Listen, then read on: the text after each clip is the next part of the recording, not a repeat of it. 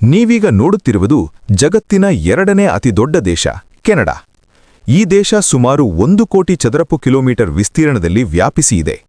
ಆದರೆ ಆಶ್ಚರ್ಯಕರ ವಿಷಯವೇನೆಂದರೆ ಇಷ್ಟೊಂದು ದೊಡ್ಡ ದೇಶವಾಗಿದ್ದರೂ ಅದರ ಭೂಭಾಗದ 7 ಭಾಗಗಳು ಸಂಪೂರ್ಣವಾಗಿ ಖಾಲಿ, ಯಾರೂ ಇಲ್ಲದಂತೆ ಇರುತ್ತವೆ. ಬಹುತೇಕ ಜನರು ಅಮೆರಿಕ ಸರಹದ್ದಿನ ಬಳಿ ಇರುವ ಸಣ್ಣ ಸಣ್ಣ ಪ್ರದೇಶಗಳಲ್ಲೇ ಕೂಡಿಕೊಂಡು ವಾಸಿಸುತ್ತಾರೆ. ದೇಶದ ಮೇಲಿನ ಭಾಗಗಳು, ಮೂಲೆಗಳು ಎಲ್ಲವೂ ಬಹಳ ಚಳಿಯಾಗಿ ದಟ್ಟ ಅಡವಿದಲಿಂದ ನಿಂಡಿರುತ್ತವೆ. ಅಲ್ಲಿಯೇ ಹೆಚ್ಚಾಗಿ ಎಲ್ಕ್ಗಳು, ಮೂರ್ಗಳು ಮಾತ್ರ ಸಾಮ್ರಾಜ್ಯ ಹರಡಿಕೊಂಡು ಸುತ್ತಾಡುತ್ತವೆ. ಆದರೆ ಸ್ನೇಹಿತರೆ, ಒಂದು ಕಾಲದಲ್ಲಿ ಕೆನಡಾ ಜಗತ್ತಿನ ಅತ್ಯಾಧುನಿಕ ದೇಶಗಳಲ್ಲಿ ಒಂದಾಗಿ ಗುರುತಿಸಿಕೊಂಡಿತ್ತು. ಉನ್ನತ ಜೀವನ ಮಾನದಂಡಗಳು, ಉಚಿತ ಆರೋಗ್ಯ ಸೇವೆಗಳು, ಒಳ್ಳೆಯ ಉದ್ಯೋಗ ಅವಕಾಶಗಳು, ಶಾಂತಿಯುತ ಸಮಾಜದಂತಹ ಕಾರಣಗಳಿಂದಾಗಿ ಜಗತ್ತಿನ 4 ಮೂಲೆಗಳಿಂದ ಲಕ್ಷಾಂತರ ಜನರು ಅಲ್ಲಿಗೆ ಹೋಗಿ ಸ್ಥಿರವಾಗಲು ಕನಸು ಕಾಣುತ್ತಿದ್ದರು. ವಿಶೇಷವಾಗಿ ಅಂತಾರಾಷ್ಟ್ರೀಯ ವಿದ್ಯಾರ್ಥಿಗಳು ಕೆನಡಾದಲ್ಲಿ ಓದು ಮುಗಿಸಿದ ನಂತರ ವರ್ಕ್ ಪರ್ಮಿಟ್ ಮೂಲಕ ಸ್ಥಿರವಾಗುವ ಅವಕಾಶಗಳು ಹೆಚ್ಚಾಗಿತ್ತು. ಆದರೆ ಈಗ ಸರ್ಕಾರದ ನಿಯಂತ್ರಣಗಳು ಹೆಚ್ಚಾದರಿಂದ ಆ ಅವಕಾಶಗಳು ಕೂಡ ಕಡಿಮೆಯಾಗಿವೆ. ವಿದ್ಯಾರ್ಥಿಗಳು ಪಾರ್ಟ್ ಟೈಮ್ ಉದ್ಯೋಗಗಳು ಪಡೆಯುವುದು ಕಷ್ಟವಾಗುತ್ತಿದೆ. ಬಹುತೇಕರು ಕನಿಷ್ಠ ತಮ್ಮ ರೂಮ್ ಬಾಡಿಗೆ ಮತ್ತು ಆಹಾರ ಖರ್ಚುಗಳನ್ನು ನಿರ್ವಹಿಸಲಾರರು. ಗಂಟೆಗಳ ಪರಿಮಿತಿ ಇದ್ದರಿಂದ ಅವರು ಹೆಚ್ಚು ಸಮಯ ಕೆಲಸ ಮಾಡಲಾರರು. ಇದರಿಂದ ಅವರ ಆರ್ಥಿಕ ಸ್ಥಿತಿ ಇನ್ನಷ್ಟು ಕಷ್ಟಕರವಾಗುತ್ತಿದೆ. ಇದರ ಜೊತೆಗೆ ಇನ್ನೊಂದು ಮುಖ್ಯ ವಿಷಯ, ಆರೋಗ್ಯ ಸೇವೆಗಳು. ಕೆನಡಾದಲ್ಲಿ ಆರೋಗ್ಯ ಸಂಸ್ಥೆ ಉಚಿತವಾಗಿ ಲಭ್ಯವಿದ್ದರೂ ಈಗ ಆ ಸೇವೆಗಳನ್ನು ಪಡೆಯುವುದು ಬಹುತೇಕರಿಗೆ ಕಷ್ಟವಾಗಿದೆ. ಒಂದು ಡಾಕ್ಟರ್ ಅಪಾಯಿಂಟ್ಮೆಂಟ್ಗಾಗಿ ಕೆಲವು ತಿಂಗಳು ಕಾಯಬೇಕಾಗುತ್ತಿದೆ.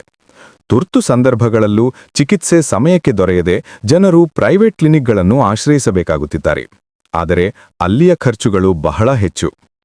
ಅದೇ ಸಮಯದಲ್ಲಿ ದೈನಂದಿನ ಅಗತ್ಯ ವಸ್ತುಗಳ ಬೆಲೆಗಳು ಕೂಡ ಭಾರೀಗೆ ಏರಿವೆ. ಕಳೆದ ಕೆಲವು ವರ್ಷಗಳಲ್ಲಿ ಗ್ರೋಸರಿ ಬಿಲ್ಗಳು ಸುಮಾರು 30-40% ಏರಿವೆ. ಒಂದು ಕಾಲದಲ್ಲಿ $100ಗಳಿಗೆ ಬರುತ್ತಿದ್ದ ಕಿರಾಣಾ ಸಾಮಾನುಗಳು ಈಗ $150-200 ಖರ್ಚಾಗುತ್ತಿವೆ.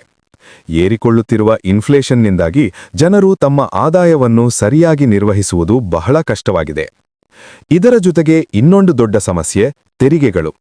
ಕೆನಡಾದಲ್ಲಿ ನೀವು ಯಾವುದೇ ಉದ್ಯೋಗ ಮಾಡಿದರೂ ನಿಮ್ಮ ಆದಾಯದ ದೊಡ್ಡ ಭಾಗ ತೆರಿಗೆಯಾಗಿ ಕೊಡಬೇಕು.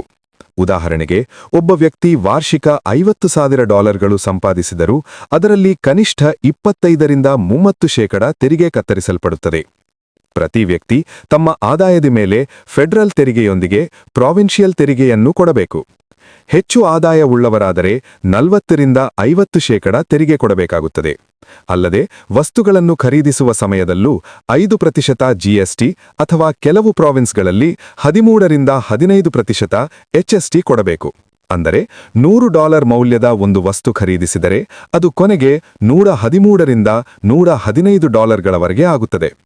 ಈ ರೀತಿಯಾಗಿ ಹೆಚ್ಚು ತೆರಿಗೆಗಳು ಮತ್ತು ಏರಿಕೊಳ್ಳುತ್ತಿರುವ ಬೆಲೆಗಳಿಂದಾಗಿ ಜೀವನ ವೆಚ್ಚದಿನ ಬದುಕು ಏರಿಕೊಳ್ಳುತ್ತಿದೆ.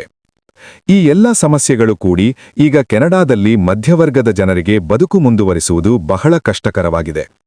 ಒಂದು ಕಾಲದಲ್ಲಿ ಒಂದು ಕುಟುಂಬ ಸುಲಭವಾಗಿ ಮನೆ ಖರೀದಿಸಿ ಸ್ಥಿರವಾಗುತ್ತಿತ್ತು. ಆದರೆ ಈಗ ಬಹುತೇಕರು ಬಾಡಿಗೆಯ ಜೀವನಕ್ಕೆ ಮಾತ್ರ ಸೀಮಿತರಾಗಿದ್ದಾರೆ.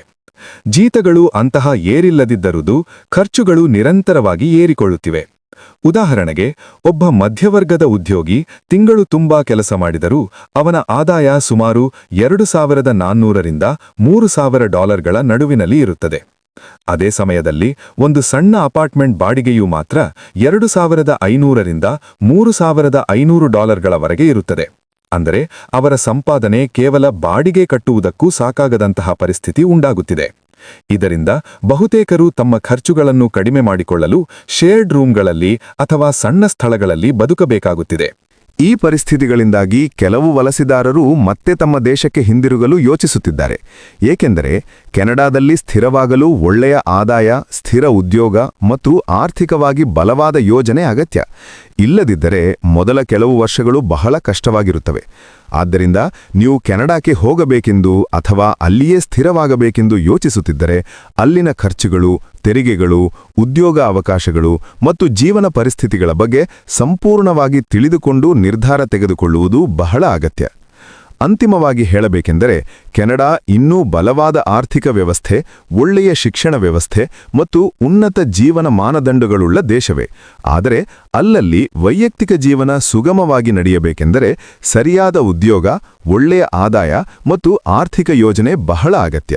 ಇಲ್ಲದಿದ್ದರೆ ಹೆಚ್ಚು ತೆರಿಗೆಗಳು, ಏರಿಕೊಳ್ಳುತ್ತಿರುವ ಮನೆಯ ಖರ್ಚುಗಳು ಮತ್ತು ಜೀವನ ವೆಚ್ಚದಿಂದಾಗಿ ಹೊಸದಾಗಿ ಹೋಗುವ ವಲಸಿದಾರರಿಗೆ ಜೀವನ ಬಹಳ ಕಷ್ಟಕರವಾಗಬಹುದು. ಆದ್ದರಿಂದ ಕೆನಡಾವಂತಹ ದೇಶಗಳಿಗೆ ಹೋಗುವ ಮುನ್ನ ಅಲ್ಲಿನ ನಿಜವಾದ ಪರಿಸ್ಥಿತಿಗಳನ್ನು ಅರ್ಥಮಾಡಿಕೊಳ್ಳುವುದು ಅತ್ಯಂತ ಮುಖ್ಯ. ಸ್ನೇಹಿತರೆ, ಈ ಮಾಹಿತಿ ನಿಮಗೆ ಉಪಯುಕ್ತವಾಗಿರಲಿ ಎಂದು ಭಾವಿಸುತ್ತೇನೆ. ಈ ವಿಡಿಯೋ ನಿಮಗೆ ನಚ್ಚಿದರೆ ಖಂಡಿತವಾಗಿ ಲೈಕ್ ಮಾಡಿ. ಇಂತಹ ಇನ್ನಷ್ಟು ಆಸಕ್ತಿಕರ ಮತ್ತು ಮಾಹಿತಿಯುತ ವಿಡಿಯೋಗಳನ್ನು ನೋಡಲು ನಮ್ಮ ಚಾನೆಲ್ ಅನ್ನು ಸಬ್ಸ್ಕ್ರೈಬ್ ಮಾಡಿ. ಪಕ್ಕದಲ್ಲಿರುವ ಬೆಲ್ ಐಕಾನ್ ಅನ್ನು ಆಕ್ಟಿವೇಟ್ ಮಾಡಿಕೊಳ್ಳಿ. ಅప్పుడు ನಮ್ಮ ಹೊಸ ವಿಡಿಯೋಗಳು ಬಂದ ತಕ್ಷಣ ನೀವು ನೋಡಬಹುದು. ಥ್ಯಾಂಕ್ ಯು ಸ್ನೇಹಿತರೆ. Thank you for watching.